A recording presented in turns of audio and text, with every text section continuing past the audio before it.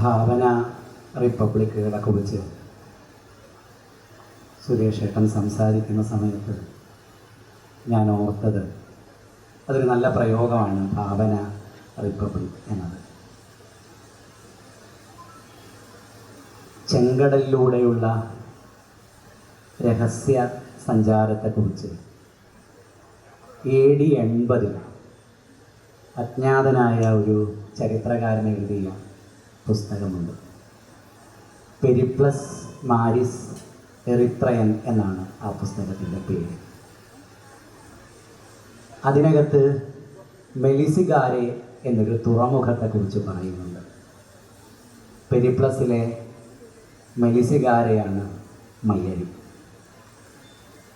മയ്യം എന്നാൽ മധ്യം എന്നാണ് അർത്ഥം. അഴി എന്നാൽ കടലും പുഴയും ചേരുന്ന ദേശമാണ്.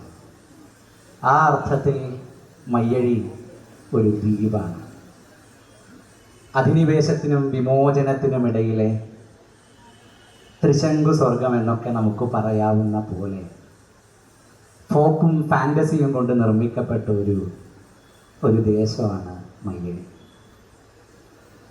ഇന്ന് മയ്യഴിയിൽ കാണുന്ന മനുഷ്യർ വെള്ളിയാങ്കല്ലിൽ നിന്ന് തുമ്പികളുടെ രൂപത്തിൽ പറന്നു വന്ന ആത്മാക്കളാണ്. അവരുടെ കഥ പറയാൻ അന്നും ഇന്നും മയ്യഴിക്കൊറ്റ മുകുന്ദനേയുള്ളൂ. റിയലിസത്തിൻ്റെ ആഖ്യാനത്തെ സമ്പൂർണമായി പൊളിച്ചടുക്കി ആധുനികതയെ മലയാളിക്ക് തന്നത് ആ മനുഷ്യനാണ്. മുകുന്ദൻ്റെ ദേശസങ്കല്പങ്ങളുടെ ഭൂപടം പരിശോധിച്ചാൽ മയ്യഴിയോട് ചേർന്ന് കിടക്കുന്ന ഇടമായി കണ്ണൂരുണ്ട്. അതുകൊണ്ട് കണ്ണൂർ 3-4 ദിവസമായി മുകുന്ദനെ ആഘോഷിക്കുന്നതിന് അങ്ങനെ ഒരു പ്രസക്തി കൂടിയുണ്ട് എന്നാണ് എനിക്ക് തോന്നുന്നത്. ഇവിടെ ഇങ്ങനെ തിങ്ങി നിറഞ്ഞിരിക്കുന്ന ആൾക്കൂട്ടത്തെ കാണുമ്പോൾ പണ്ട് ഫ്രാൻസിൽ നിന്ന് കൊണ്ടുവന്ന മൂപ്പൻ സാഹിബിൻ്റെ കണ്ണാടി പോലുള്ള കാറ് കാണാൻ തിങ്ങിക്കൂടിയ മയ്യഴി മക്കളെയാണ് എനിക്ക് ഓർമ്മ വരുന്നത്. ഓർമ്മയാണ് എന്നെ സംബന്ധിച്ചിടത്തോളം അട്ടിമുടി മുകുന്ദൻ എന്ന് പറയുന്ന പേര്.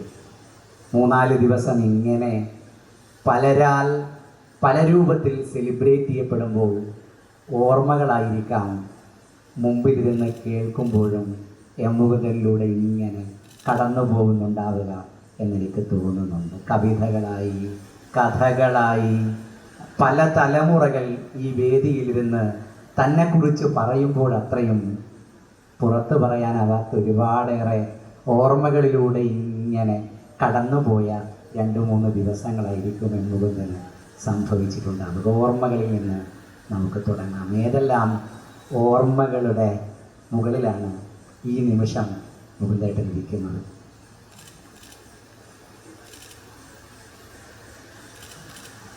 ആമുഖമായിട്ട് ഒരു ചെറിയ കാര്യം പറയാം. അതായത് നമ്മൾ 2 വർഷം മുമ്പ് നോബൽ പ്രൈസ് കിട്ടിയ, സാഹിത്യത്തിന് നോബൽ പ്രൈസ് കിട്ടിയ ആനി എർണോ, ഫ്രഞ്ച് എഴുത്തുകാരിയാണ്. അവരൊരു ബേക്കറിയിൽ ബ്രെഡ് വാങ്ങാൻ പോകുമ്പോഴാണ് ഈ ഒരു ഫോൺ കോൾ വരുന്നത്, നിങ്ങൾക്ക് നോബൽ സമ്മാനം കിട്ടിയത്. അവർക്കൊരു വളരെ സന്തോഷം. അപ്പോഴത് വീട്ടിലെത്തുമ്പോഴേക്കും ഒരുപാട് ആളുകൾ അവിടെ വന്നുചേർന്നിരിക്കുന്നു ഇവരെ അനുമോദിക്കാൻ. കൂട്ടത്തിൽ പുതുതായി എഴുതി തുടങ്ങുന്ന ഒരു പെൺകുട്ടിയുണ്ട്, എഴുതി തുടങ്ങുന്ന. അപ്പോൾ പെൺകുട്ടി അവരോട് ചോദിച്ചു, പിന്നെ എന്താണ് എനിക്ക് തരാനുള്ള ഉപദേശം എന്ന്. കേട്ടോ, നിങ്ങൾക്ക് നൊബേൽ സമ്മാനം കിട്ടി, ഞങ്ങൾ വലിയ എഴുത്തുകാരിയായി എഴുതി തുടങ്ങുന്ന എനിക്ക് എന്താണ് ഉപദേശം നൽകാനുള്ളത്? അപ്പോൾ അവർ ഈ ആനി എർണോ പറഞ്ഞു, നിനക്കിഷ്ടമുള്ളതുപോലെ എഴുതാം, ഇഷ്ടമുള്ളതുപോലെ എഴുതാം, എന്ത് വേണമെങ്കിലും എഴുതാം, പക്ഷേ നീ സത്യസന്ധമായി മാത്രം എഴുതണം, സത്യം മാത്രം പറയണമെന്നത്. അപ്പോൾ ഞാനിങ്ങനെ അതൊക്കെ പലരെയും പിന്നെ പരിഹസിച്ചിട്ടുണ്ട്, ക്ഷോഭിപ്പിച്ചിട്ടുണ്ട്, കളിയാക്കിയിട്ടുണ്ട്, ശല്യപ്പെടുത്തിയിട്ടുണ്ട്. ദിനോസറുകളുടെ കാലം എന്ന കഥയിൽ ഗോവിന്ദമ്മാവിനെ ഒരുപാട് ശല്യപ്പെടുത്തിയിട്ടുണ്ട്. പക്ഷേ ഈ ചെയ്തതൊക്കെയും സത്യസന്ധമാണ്, സത്യസന്ധമായിട്ട് മാത്രം ചെയ്തതാണ്. ഞാൻ ആരെങ്കിലും ശകാരിക്കുമ്പോഴോ പരിഹസിക്കുമ്പോഴോ അല്ലെങ്കിൽ മുറിവേൽപ്പിക്കുമ്പോഴോ അതൊക്കെ സത്യസന്ധമാണ്.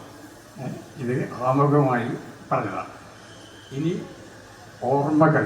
ഇപ്പോൾ കഴിഞ്ഞ 2-3 ദിവസമായിട്ട് ഞാൻ ആകെ ഓർമ്മകളായി മാറുകയാണ്. ചലിക്കുന്ന അല്ലെങ്കിൽ കിടക്കുന്ന ഓർമ്മകൾ കൊണ്ട് തീർത്തൊരു മനുഷ്യനായിട്ട് മാറിയിരിക്കുകയാണ്. അത്രയധികം നോസ്റ്റാൾജിയ ഇവിടെ ഞാൻ അനുഭവിച്ചു. അതിനുള്ള കാരണം പഴയ കഥകളാണ് എല്ലാവരും പറയുന്നത്. 62 വർഷമായി എഴുതുന്നു, 60 വർഷമായി എഴുതുന്നു. അപ്പം സ്വാഭാവികമായിട്ടും 60 വർഷം എന്ന് പറയുമ്പോൾ അത്രയും ഓർമ്മകൾ ഒഴുകി വരികയാണ് ചെയ്യുന്നത്. അപ്പോൾ ഓർമ്മകളിൽ താഴ്ന്ന ഒരവസ്ഥയാണ് ഇപ്പോൾ എനിക്കുള്ളത്. പിന്നെ ഓർമ്മകൾ തന്നെയാണല്ലോ നമ്മുടെ എഴുത്ത് എന്നുള്ളത്. ഓർക്കുന്ന കാര്യങ്ങളാണ് നമ്മൾ എഴുതുന്നത്. അപ്പോൾ എനിക്ക് ആകെ പിന്നെ ഓർമ്മകളെക്കുറിച്ച് പറയുമ്പോൾ എനിക്ക് എപ്പോൾ ഞാൻ എന്നോട് തന്നെ ചോദിക്കുന്ന ഒരു ചോദ്യമുണ്ട്. അത് ഈ 60 വർഷം നീ എഴുതി, ഒരുപാട് കഥകൾ എഴുതി, നോവലുകൾ എഴുതി, പക്ഷെ നീ ആരെയെങ്കിലും വേദനിപ്പിച്ചിട്ടുണ്ടോ എന്ന് ഞാൻ എന്നോട് തന്നെ ചോദിക്കണം. അങ്ങനെ ചോദിക്കുന്ന അതിനൊരു ഉത്തരം നീ വേദനിപ്പിച്ചിട്ടുണ്ട് എന്നാണെങ്കിൽ ഞാൻ വിചാരിക്കുന്നത് എൻ്റെ എഴുത്ത് നിലനിൽക്കില്ല എന്നുള്ളതാണ്. ആരെങ്കിലും വേദനിപ്പിച്ചുകൊണ്ട് ഒരു എഴുത്തുകാരൻ എഴുതുമ്പോൾ ആ എഴുത്ത് നിലനിൽക്കുന്നത് എനിക്ക് തോന്നുന്നില്ല. ബോധപൂർവം വേദനിപ്പിച്ചിട്ടുണ്ട്, ബോധപൂർവം അല്ലാതെ നമുക്ക് വേദനിപ്പിക്കാം. അപ്പം ഇങ്ങനെയുള്ള ചോദ്യങ്ങളാണ് ഞാൻ ചോദിക്കുന്നത്.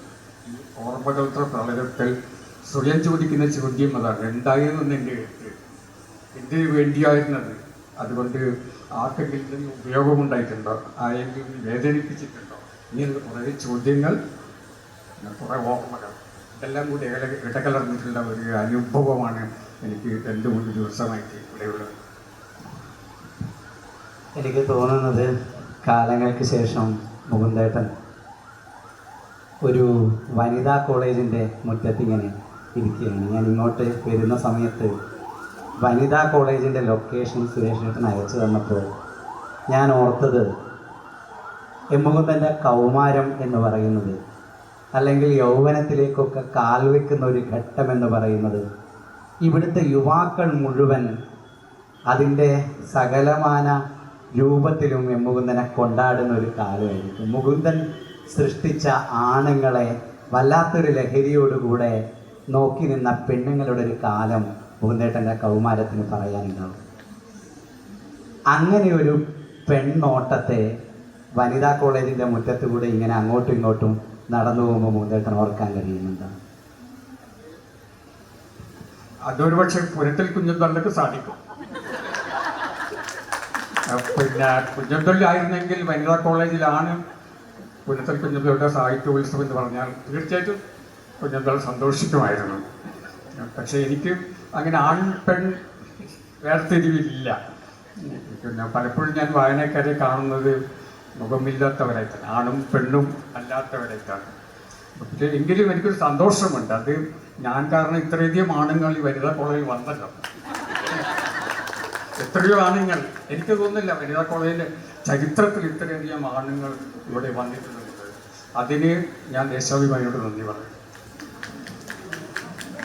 ഒരു കാലത്തെ അങ്ങേയറ്റം വഴിതെറ്റിച്ചയാളായി നേരത്തെ മുകുന്ദേട്ടൻ ആമുഖമായി പറഞ്ഞു വെച്ചത്, മുകുന്ദനെ പോലെ ഒരാൾ ഞാനൊരു ചോദ്യം ചോദിക്കുമ്പോൾ അതിനുത്തരം പറയുന്നതിന് മുൻപേ ചുമ്മാ ഒരാമുഖം പറഞ്ഞു വെക്കും എന്ന തോന്നൽ സത്യസന്ധമായും എനിക്കില്ല. ആ ഒരാമുഖം ഞാൻ പറഞ്ഞു വെക്കുകയാണ് എന്ന പൂർണ്ണ ബോധ്യത്തോടുകൂടെ തന്നെയാവും വേദനിപ്പിച്ചവരെ കുറിച്ചൊക്കെ മുകുന്ദേട്ടൻ പരാമർശിച്ചങ്ങ് പോയിട്ടുണ്ടാവുക. അപ്പോൾ പല രൂപത്തിലുള്ള വേദനകളും പല രൂപത്തിലുള്ള വിമർശനങ്ങളുമൊക്കെ പല കാലങ്ങളിൽ മുകുന്ദൻ എന്ന് പറയുന്ന എഴുത്തുകാരൻ ഏറ്റുവാങ്ങേണ്ടി വന്നിട്ടുണ്ട്. അതിലൊന്ന് ഒരു തലമുറയെ വഴിതെറ്റിച്ച് കളഞ്ഞു എന്നതാണ്. ഏതാണ്ട് ആദിത്യനും രാധയും ഒക്കെ വരുന്ന കാലത്ത് മലയാളം എക്കാലത്തും ആഘോഷിക്കുന്ന ക്ലാസിക് പുസ്തകമായി അതുണ്ട് എങ്കിലും മുകുന്ദൻ്റെ വ്യക്തിപരമായ ജീവിതത്തിൽ ആദിത്യനും രാധയും ഒക്കെ ഇടപെട്ടത് ഏത് രൂപത്തിലായിരുന്നു എന്ന് ഓർത്തെടുക്കാൻ പറ്റുന്നുണ്ട്. പുതിയ കാലത്തേക്ക് വരുമ്പോൾ കുറെ കൂടെ പുതിയ കാലം ആവശ്യപ്പെടുന്ന രാഷ്ട്രീയത്തിൽ ഇങ്ങ് കുട നന്നാക്കുന്ന ചോദ്യയിലേക്കൊക്കെ വരുമ്പോൾ അതിൻ്റെ രാഷ്ട്രീയ ദൗത്യങ്ങൾ കൂടെ ഉത്തരവാദിത്വത്തോടുകൂടെ മുകുന്ദൻ നിർവഹിക്കുന്നുണ്ട്. ഉത്തരവാദിത്തമുള്ള എം മുകുന്ദനായി ഇരിക്കുമ്പോൾ അങ്ങനെയല്ല എം മുകുന്ദൻ എന്ന് പഴികേട്ട ഒരു കാലം മോന്തേട്ടൻ്റെ ഓർമ്മയിലുണ്ടോ? ഇപ്പോഴും ലിജീഷ് പറഞ്ഞല്ലോ, തലമുറയെ വഴിതെറ്റിച്ച എഴുത്തുകാരൻ എന്നുള്ള ചെറിയൊരു സൂചന. അതിപ്പോൾ ആരും വിശ്വസിക്കുന്നില്ല അങ്ങനെ ഞാൻ ചെയ്തിട്ടുണ്ടെന്നുള്ളത്. പക്ഷെ ഇന്നലെ ഇവിടെ ഒരു അത്ഭുതം സംഭവിച്ചു. ഇവിടെ ഒരു ചർച്ച നടന്നപ്പോൾ ഡോക്ടർ അനിൽ അദ്ദേഹം പറഞ്ഞത് കാഫ്ക ഒരു തലമുറയെ വഴിതെറ്റിച്ചു എന്ന് ഒരു ലാറ്റിൻ അമേരിക്കൻ എഴുത്തുകാരൻ പറഞ്ഞിട്ടുണ്ടെന്നതാണ്, എഴുതിയിട്ടുണ്ടെന്നതാണ്. അത് കേട്ടപ്പോൾ എനിക്ക് വലിയ സന്തോഷം തോന്നി. കാരണം കാഫ്ക ഒരുപാട് പേരെ വഴിതെറ്റിച്ചിട്ടുണ്ടെങ്കിൽ എനിക്ക് ഏതാനും പേരെ വഴിതെറ്റിക്കാം. പക്ഷെ ഞാൻ ഒരു കാര്യം പറയാം. ഞാൻ MSc കാലത്ത് പറഞ്ഞിട്ടുണ്ട്, പരിദ്വാതൻ മണികൾ മുഴങ്ങുന്നു ഞാൻ എഴുതിയത് ദൈവങ്ങൾക്ക് വേണ്ടിയാണ്. കാരണം അവിടെ ചുറ്റും ദൈവങ്ങളാണ്. ഹരിദ്വാറിൽ എവിടെ നോക്കിക്കഴിഞ്ഞാലും ദൈവങ്ങളാണ്, പല പേരുകളിലുള്ള പല രൂപങ്ങളിലുള്ള ദൈവങ്ങൾ. സത്യം പറഞ്ഞാൽ അവിടെ ഇരുന്ന് ഞാൻ എഴുതിയത് അവർക്ക് വേണ്ടിയാണ്. പക്ഷെ ഇന്ന് വരെ ഒരു ദൈവവും എന്നോട് പറഞ്ഞിട്ടില്ല നിന്റെ കഥ വായിച്ചിട്ട് ഞാൻ വഴിതെറ്റിയെന്നു. ഒരു ദൈവവും പറഞ്ഞിട്ടില്ല. അതുകൊണ്ട് എനിക്ക് സന്തോഷമുണ്ട്, വഴിതെറ്റിച്ചിട്ടില്ല. ഹരിദ്വാറിലേക്ക് പോകുന്ന വഴിയിൽ നിറയെ ശർമിള ടാഗോറിൻ്റെയൊക്കെ കുറച്ചുകൂടെ കാമ ദീപകമായ ചിത്രങ്ങൾ പതിപ്പിച്ചു വെച്ച കാഴ്ചകളുടെ വഴികളിലൂടെയാണ് ഹരിദ്വാറിലേക്ക് നടക്കുന്നത്. സിനിമാ താരങ്ങളാണ് കുറച്ചുകൂടെ നമ്മൾ ആനന്ദിപ്പിക്കുക, ഈ ദൈവങ്ങളൊക്കെ നമ്മളെ പേടിപ്പിക്കുകയല്ലേ എന്നുകൂടെ മുന്തേട്ടൻ എഴുതി വെച്ചിട്ടുണ്ട് ഒരു കാലത്ത്. മാത്രമല്ല ശൂലത്തിൻ്റെ മുനയിന്മേലിരുന്ന് തപസ് ചെയ്യുന്നതൊക്കെ മൂത്ത കഞ്ചാവിലല്ലാതെ ആർക്കാണ് ഇമാജിൻ ചെയ്യാൻ കഴിയുക? ഈ ശരശയ്യൊക്കെ സൃഷ്ടിച്ച ആളുകൾ അസൽ കഞ്ചാവാണ് എന്ന് മുന്തേട്ടൻ പറഞ്ഞിട്ടുണ്ട്. ഇന്ന് അങ്ങനെ പറയാൻ കഴിയില്ല. ഇന്ന് പറഞ്ഞാൽ ചിലപ്പോൾ നമുക്കറിയാം രണ്ടാമത് സംഭവിക്കുക എന്നുള്ളത്. തീഹാർ ജയിലിൽ ഇനിയും കുറേ മുറികൾ ബാക്കിയുണ്ട്. അതുകൊണ്ട് ഭാഗ്യവശാൽ അങ്ങനെ ഒരു കാലത്ത് ജീവിക്കാൻ സാധിച്ചു. അത് ഞങ്ങളുടെയൊക്കെ തലമുറയുടെ ഭാഗ്യമാണ്. ഇപ്പം ഒ വിജയനായാലും പിന്നെ VK ആയാലും ഞാനൊക്കെ ഞങ്ങൾക്ക് പറയാനുള്ള കാര്യങ്ങൾ പറയാൻ കഴിഞ്ഞിരുന്നു. ഇന്നത് സാധിക്കില്ല, ഇന്നത് സാധിക്കില്ല പോലും എനിക്ക് തോന്നുന്നത് ഇന്ന് എനിക്ക് എഴുതാൻ കഴിയില്ല എന്നുള്ളത്. ഞാൻ എഴുതാൻ കഴിയുമായിരിക്കും, പക്ഷെ അതിന് വലിയ ഭവിഷ്യത്തുകൾ ഉണ്ടാകും. അപ്പോൾ അങ്ങനെ കുറേ മുമ്പ് ജനിച്ചു പോയതൊരു ഭാഗ്യമാണ്. കുറച്ച് ഇപ്പോഴായിരുന്നു ഞാൻ യുവാവെങ്കിൽ അത് എഴുതാൻ കഴിയില്ല. കഥാകാലം എന്ന ടൈറ്റിലിൽ കഴിഞ്ഞ ചർച്ച അവസാനിപ്പിച്ച് പോകുമ്പോൾ CP അബൂബക്കർ സാറ് പറഞ്ഞിരുന്നു, ഏത് കാലം എന്ന് ചോദിച്ചാൽ ഏത് കാലത്തും ഇക്കാലം എന്ന് പറയാം എം മുകുന്ദനെ കുറിച്ച് എന്ന്. എനിക്ക് തോന്നുന്നത് ഇക്കാലത്തിലേക്ക് വരും എന്ന് കാലം തോന്നിപ്പിക്കാത്ത ഒരു ഘട്ടത്തിൽ പോലും അതിൻ്റെ സൂചനകളെ ശക്തമായി ആവിഷ്കരിച്ച് പോയ ഒരു കഥാകാരനാണ് എം മുകുന്ദൻ. എത്രയോ വർഷങ്ങൾക്ക് മുമ്പാണ് എനിക്ക് ശേഷിയുണ്ടായിരുന്നെങ്കിൽ അമ്പലങ്ങളായ അമ്പലങ്ങളെല്ലാം പൊളിച്ച് ഞാൻ ലൈബ്രറികളാക്കിയേനെ എന്ന് എം മുകുന്ദൻ എഴുതുന്നത്. അന്ന് ഇങ്ങനെ ഒരു കാലം വരും എന്ന തോന്നലുണ്ടായിരുന്നു മുകുന്ദൻ.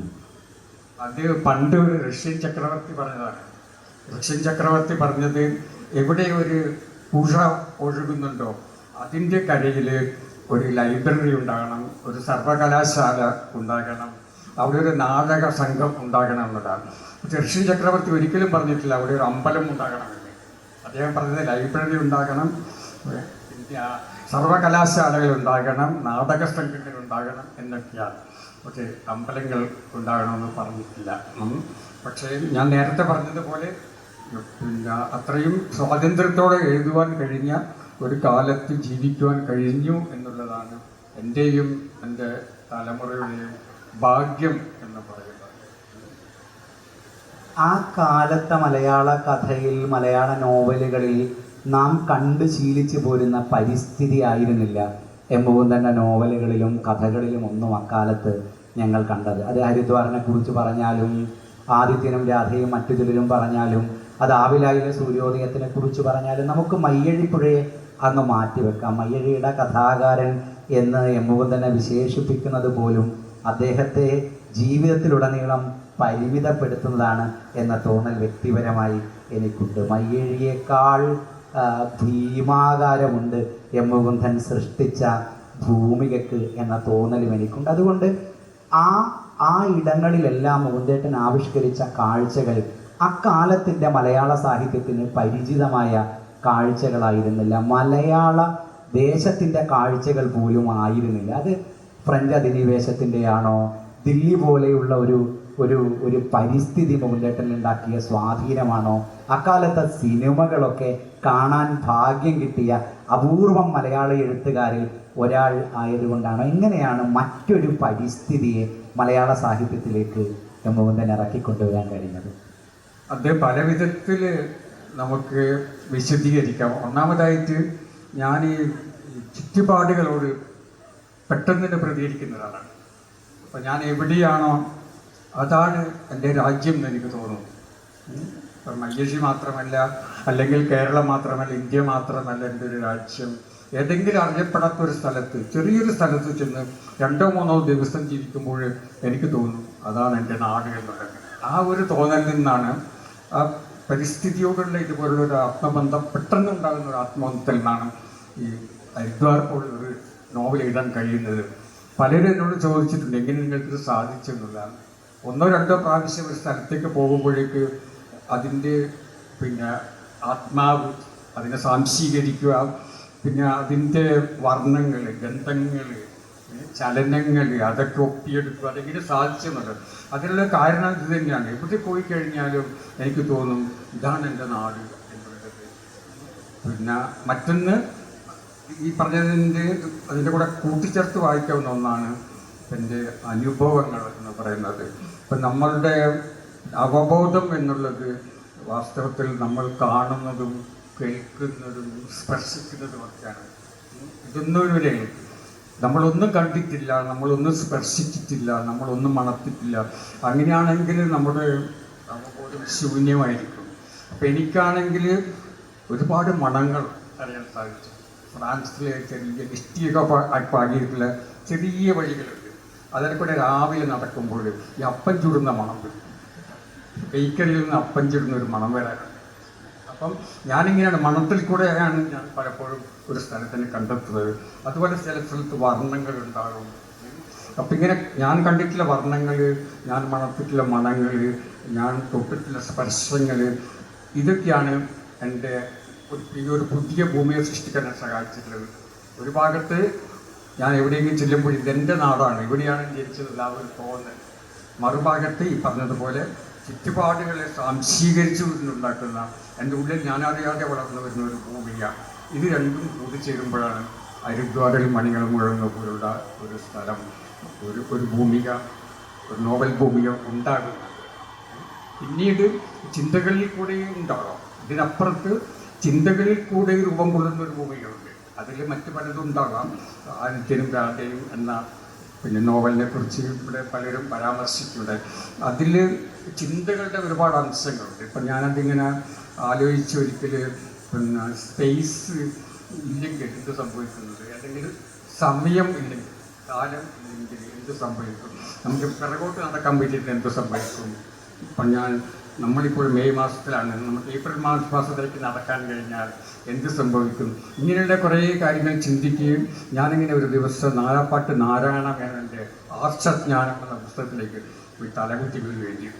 ഈ ആർഷജ്ഞാനം എന്നുള്ള പുസ്തകം അത്ഭുതകരമാണ്. കാലത്തെക്കുറിച്ചുള്ള അതിൻ്റെയുള്ള നിർവചനങ്ങൾ, ചില മന്വന്തരം എന്നൊക്കെ പറയുമ്പോഴുണ്ടല്ലോ, അത് എത്രയോ ലക്ഷം കോടിക്കണക്കിന് വർഷങ്ങളാണ്.